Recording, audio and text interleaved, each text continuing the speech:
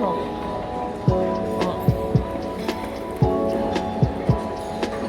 จะเอามากินตลอดนี่หอมใหม่ใช้กันบ้างแบบว่าใครได้ไปต่อละ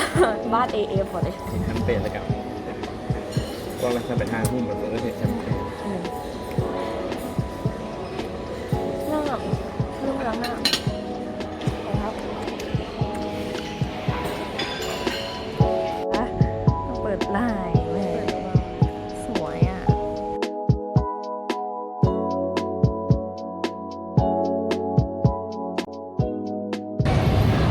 เดี๋ยวเขายังไม่ถ่ายนะมาเด็ก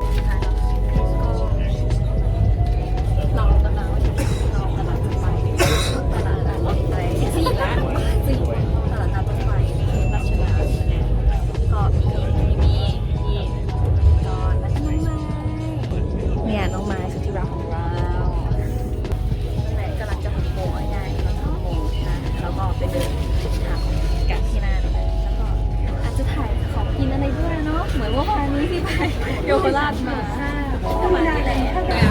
น้องไม้ตรงนี้เราอยู่ไหนตอนนี้นะคะเราอยู่ที่ตลาดนัดรถไฟรัชดา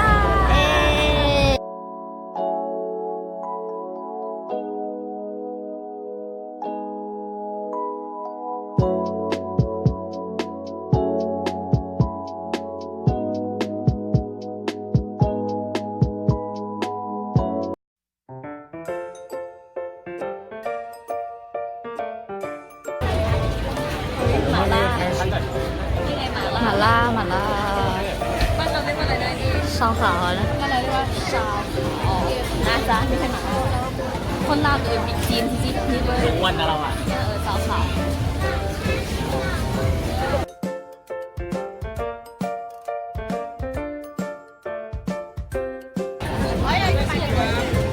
ที่เพิ่งกินมา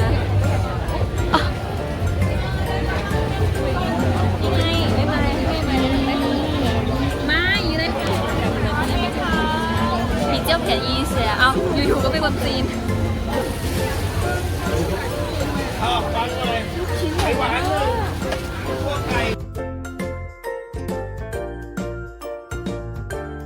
มาจ้าอันนี้ซื้ออะไรจ้าซื้อไมโลจ้า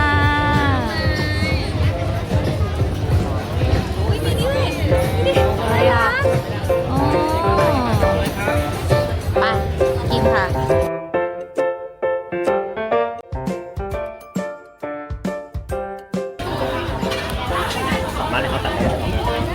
ขนาดนี้เลยเหรอพวกเราโอ้โห4 ชิ้นพอดีเนาะนี่ค่ะ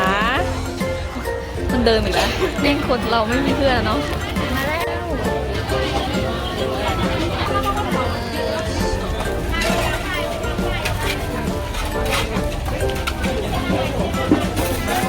มันแบบกรอบๆกับ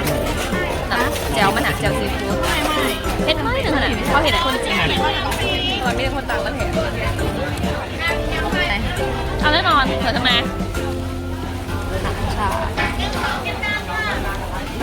เอาเลยใช้มือเลยได้ไหมเอาเลยยันเล็กรูทมาเลยอ่ะอันนี้น้ำจิ้มกับอะไรอ่ะ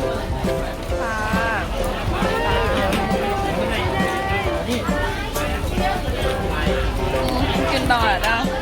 มาหาแหละเป็นคนถ่ายให้ก็กินต่อเพราะว่าใครจะกินแบบเดี๋ยวเขากินมาทานบัวเอ็ม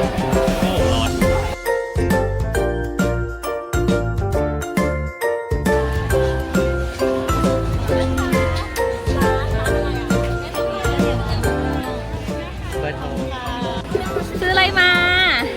มะพร้าวของพี่กรณ์ล่ะพี่กรณ์ไม่ได้ซื้อโอเคมีก็แชร์กันตุ้นแชร์กันอ้วนจ้ายั่วจ้ามาลอง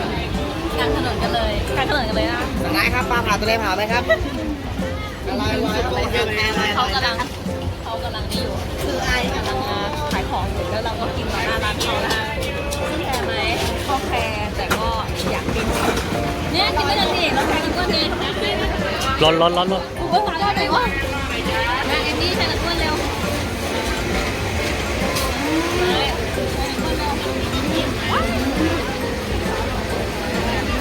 ก่อนที่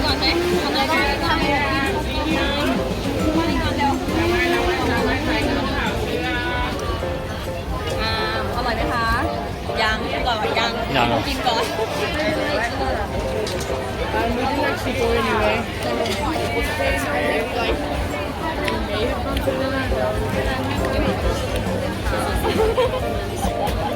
ทำอย่างอ่ะ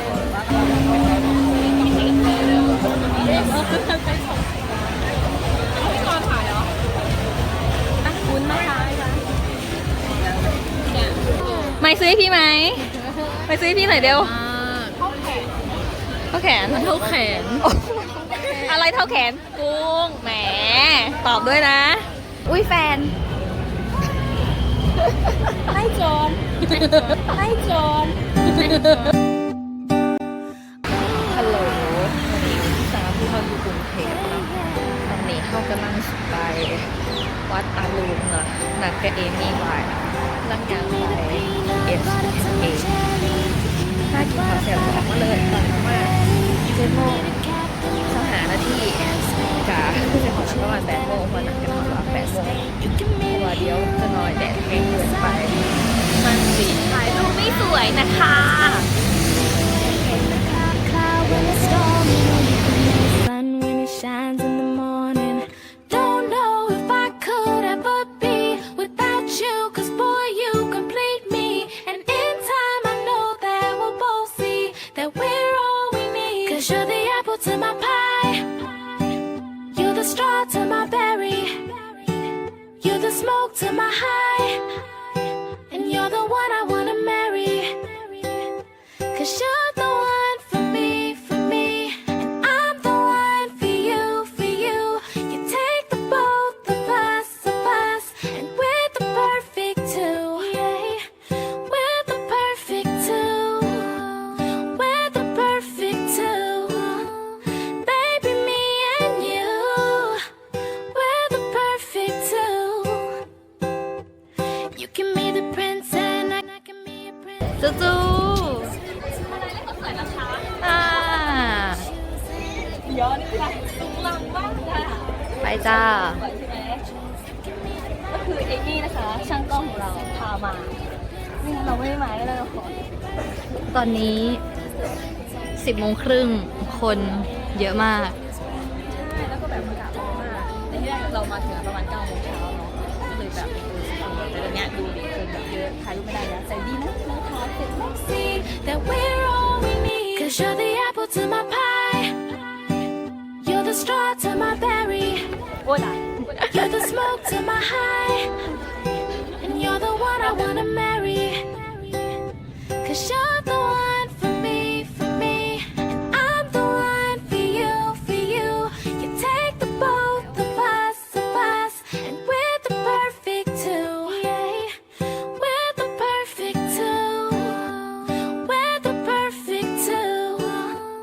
Baby, me and you, we're the perfect two. Yeah.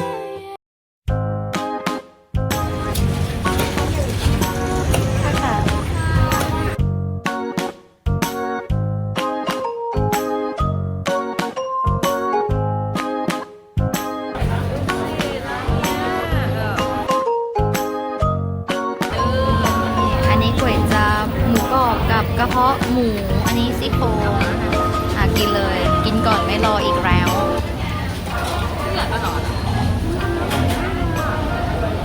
เออยังทอดอ่ะแต่อร่อยกว่าที่ร้านที่กินมาอร่อยมากใช่เหมือนเดิมข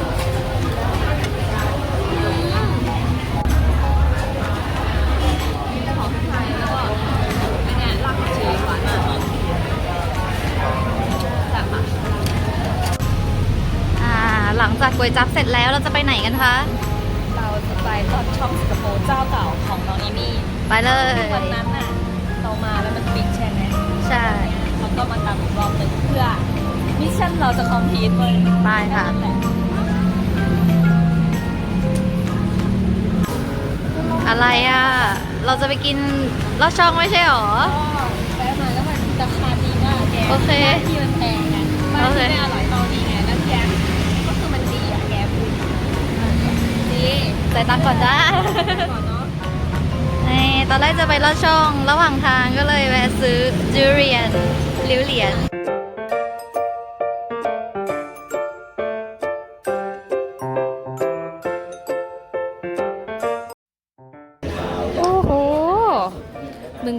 วท้วน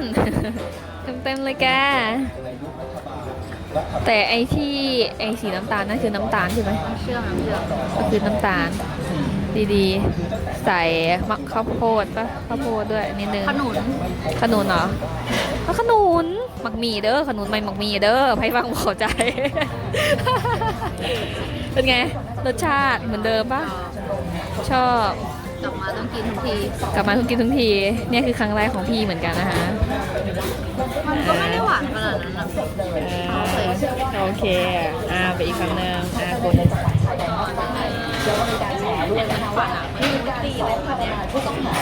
โดยที่กรณีต้นฐานของนายสมชายเนี่ยเกิดขึ้นในรัฐบาลของนายทักษิณชินวัตรด้วย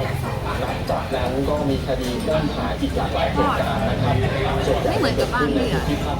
แสดงว่ามันไม่เหมือนกัน เรื่องของสงคราม ก็คือรสชาติมีกลิ่นเหมือนกันมันมีรสช่องไทยกับรสชาติสิงคโปร์นะ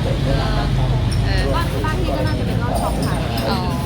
ทุกตัวเนี่ยได้หมดเลยนะคะ แต่ทั้งหมดเนี่ย แต่แป้งอ่ะแป้งก็คือแป้งสิงคโปร์เลยเข้าใจเลยว่าค่ะสิงคโปร์เนี่ยคือแป้งสิงคโปร์ก็คือมันไม่ได้แป้งอ่ะก็หอมดีแล้วก็ไม่หวานมากด้วยก็อร่อยก็ไม่หวานกินก่อนจ้า ในช่วงเวลาของการซื้อขายเนี่ยนะครับก็คือกรณีของนาย เนื่องจากว่า อีนี่ไม่มีจานและเขามานั่งกินอยู่ฟู้ดคอร์ทยูบิ๊กซีเนาะหันแหละก็เลยจำเป็นเขาบริซื้อยังกินเพราะว่ามันจะอิ่มแห้งแล้ว ก็เลยจะไปต้องย่างแล้วก็เอาพวกปู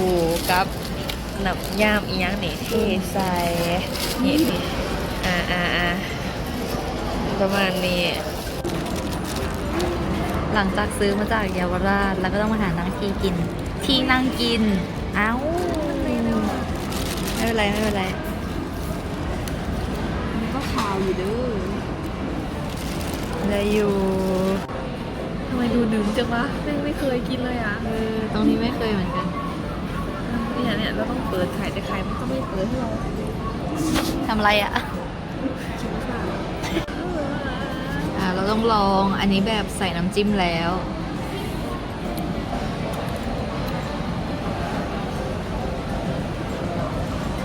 ไม่ขาวเมื่อกี้อะขาวดิบไม่ขาวมันก็มันอ่ะใช่ไหมมันแล้วก็ให้ดีต้องกินกับข้าวอ่ะมันมากนี่มันจริงจังเนี่ยเลี่ยนเลยอ่ะเลี่ยนมากกินไม่หมดทำไงเนี่ยแพงฮะ ไม่เป็นไรกินอย่างอื่นไปก่อนกินตรงก้านกินอะไรอย่างงี้ เซตนี้700 บาทนะคะ แต่มันก็หนักมากเหมือนกัน โลนึงประมาณไม่ กี่ขีดละ700 บาทเท่าไหร่วะแต่อันเนี้ย2 ขีด200 บาทขีดละ100 แต่อันนี้ก็เกือบโลอยู่นะ อันนี้เกือบโลใช่ มันถึงแพงไงก็จะให้กินโชยเหรอ จะให้ฟินอีกเหรอ นี่ บ้าหน่ะแก จะมาชื่อ เอาที่ออกมาได้ไหมเราไม่มั่นใจในสิ่งนี้เท่าไหร่บริการแค่สิ่งนี้แล้วกันบริการแค่นายนะยั่วๆจ้า ฟันเหล็กเนี่ยกินกัดไม่ได้ เอาเลย ลองให้โต เลอโตไม่เป็นไร กัดไม่ได้ แข็งบีบเอาแล้วกัน ต้องบีบ โหบีบเป็นแข็งเลยอ่ะ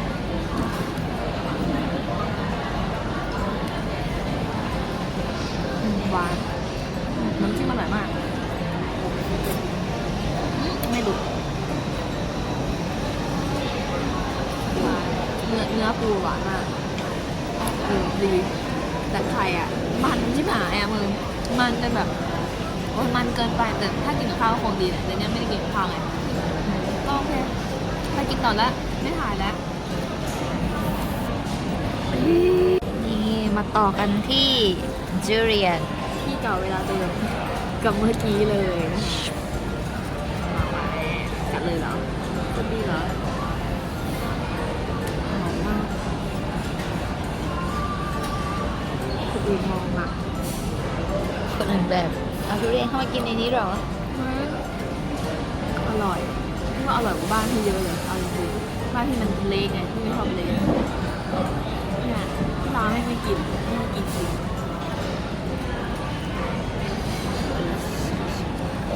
เนี่ยเม็ดแค่เนี้ยดูดิเนื้อในนะเลือดจ้า